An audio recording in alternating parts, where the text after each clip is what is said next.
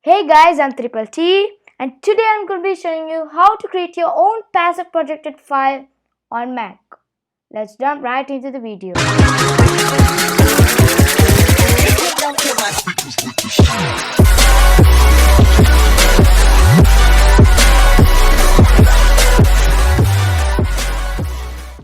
Open up Spotlight Search, Command plus Spacebar, and the search for disk utility, right?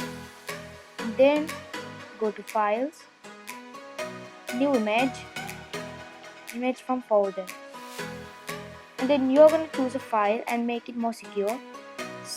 For the sake of this video, I'm just going to use chemistry. And then you can rename it here. The most important part of this video is this inscription.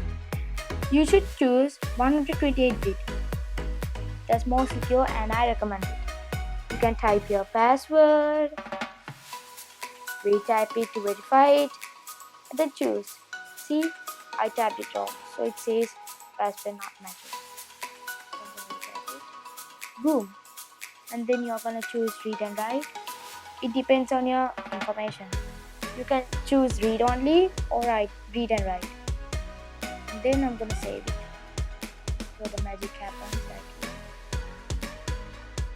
boom, done. And then you can go to your desktop. And here is the DMG file we just made. So type your password. It's open. Then boom. Chemistry DMG file is open now. And it's more secured.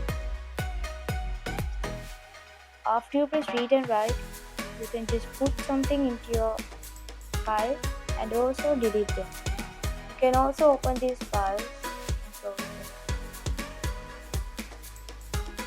That's the video for today. You can eject them from Command E, Command plus E.